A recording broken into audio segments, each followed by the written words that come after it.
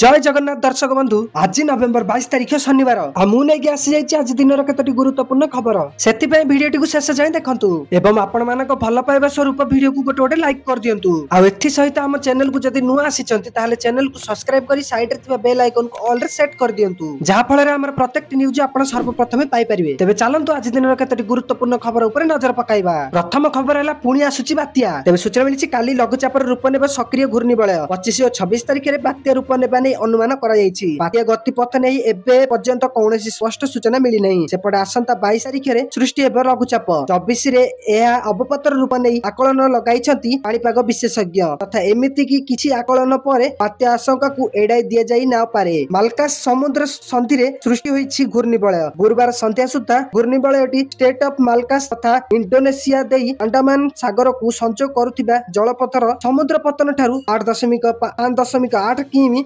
अंचल रही यार प्रभाव में नवेम्बर 22 तारिख में बंगोपसागर में एक लघुचाप सृष्टि होगाकू जाऊँगी बात्या आशंका प्रकाश पाई पाणीपाग विभाग पक्षर कौन स्पष्ट सूचना दि जाए ना। परवर्ती खबर चाषी आउ एक खुशी खबर तेज सूचना मिली प्रधानमंत्री किसान योजना 21तम किस्ती से आकाउंट जमा होता बेले सरकार एवं फसल बीमा योजना संपर्क में निष्पत्ति नहीं जहाँ वर्ष वर्ष धरी चाषी मैंने दाबी कर आसुंच चाषी सबुठारु बड़ चैलेंज होउची जदि सेमानकर कष्ट अर्जित फसल हठात कौन वन्य प्राणी आक्रमण में नष्ट हो जाए किंबा प्रबल वर्षा एवं बन्या बुड़ी जाए तेबे चाषी संपूर्ण क्षति सही थाए।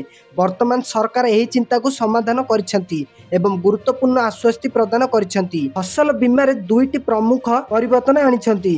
केंद्र कृषि मंत्री शिवराज सिंह चौहान घोषणा करिसेंती जे प्रधानमंत्री फसल बीमा योजना PMFBY रे दुईटी नूतन विपद देखा जाइछि।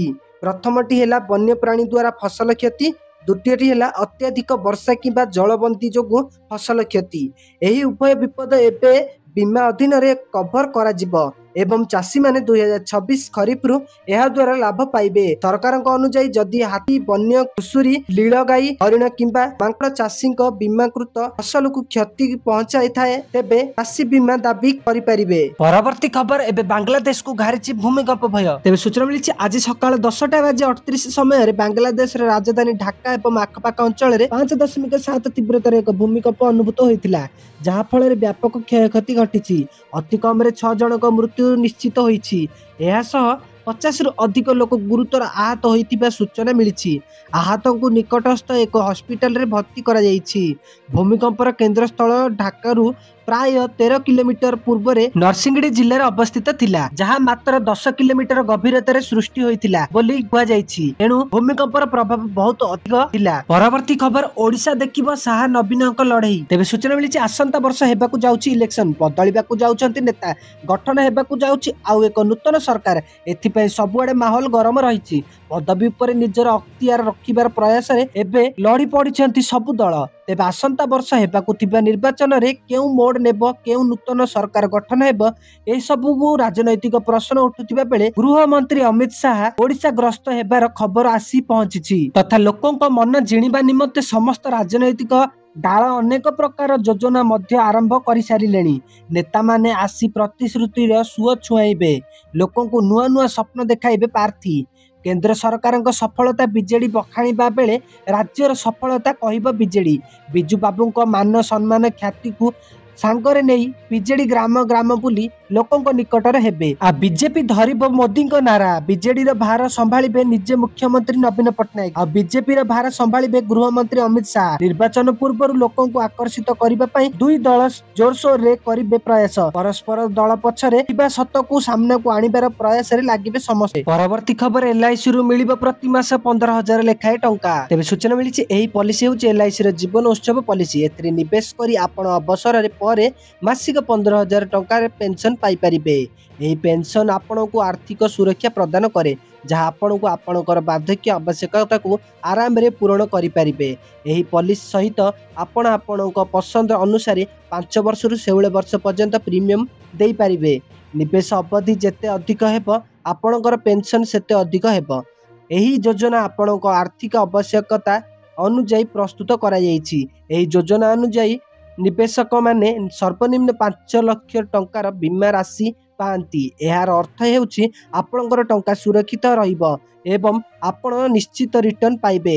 8 ରୁ 65 ବର୍ଷ ବୟସର ନିବେଶକମାନେ ଏହି ଯୋଜନାରେ ନିବେଶ କରିପାରିବେ। ପରବର୍ତ୍ତୀ ଖବର ଏବେ 12ଟି ପ୍ରସ୍ତାବରେ ବାଜିଲା ମୋହର। ତେବେ ସୂଚନା ମିଳିଛି ଆଜି ରାଜ୍ୟ କ୍ୟାବିନେଟର 30ତମ ବୈଠକ ମାନ୍ୟବର ମୁଖ୍ୟମନ୍ତ୍ରୀ ଶ୍ରୀ ମୋହନ ଚରଣ ମାଝୀଙ୍କ ଅଧ୍ୟକ୍ଷତାରେ ଲୋକସେବା ଭବନ ସ୍ଥିତ ସମ୍ମିଳନୀ କକ୍ଷରେ ଅନୁଷ୍ଠିତ ହୋଇଥିଲା। ରାଜ୍ୟ କ୍ୟାବିନେଟର ଏହି ଗୁରୁତ୍ୱପୂର୍ଣ୍ଣ ବୈଠକ ଶେଷ ହୋଇଛି। ଲୋକସେବା ଭବନରେ ମୁଖ୍ୟମନ୍ତ୍ରୀ ମୋହନ ଚରଣ ମାଝୀଙ୍କ ଅଧ୍ୟକ୍ଷତାରେ ଅନୁଷ୍ଠିତ ଏହି କ୍ୟାବିନେଟ ବୈଠକରେ ମନ୍ତ୍ରୀ ପରିଷଦର ସଦସ୍ୟ ଓ ବିଭାଗୀୟ ସଚିବମାନେ ଉପସ୍ଥିତ ରହିଥିଲେ। ଆଜିର କ୍ୟାବିନେଟ ବୈଠକରେ 9ଟି ବିଭାଗର 12ଟି ପ୍ରସ୍ତାବ ପାରିତ ହୋଇଛି। ବୈଠକ ପରେ ମୁଖ୍ୟ ଶାସନ ସଚିବ ଶ୍ରୀ ମନୋଜ ଆହୁଜା କ୍ୟାବିନେଟ ବୈଠକରେ ନିଆଯାଇଥିବା ନିଷ୍ପତ୍ତି ସମ୍ପର୍କରେ ଗଣମାଧ୍ୟମକୁ ସୂଚନା ଦେଇଥିଲେ।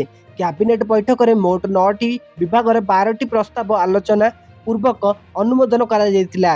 ତନ୍ମଧ୍ୟରେ ଗୋଟିଏ ପ୍ରସ୍ତାବ ସପ୍ତଦଶ ବିବାଦ ସଭାର ଆଗାମୀ 5ମ ଅଧିବେଶନ ଅନୁଷ୍ଠିତ ହେବା ସମ୍ପର୍କିତ ଥିଲା। ପରବର୍ତ୍ତୀ ଖବର ୟୁକ୍ରେନରେ ପୁଣି ଆକ୍ରମଣ କଲା ରୁଷିଆ। ତେବେ ସୂଚନା ମିଳିଛି ୟୁକ୍ରେନରେ ପୁଣି ଭୟଙ୍କର ଆକ୍ରମଣ।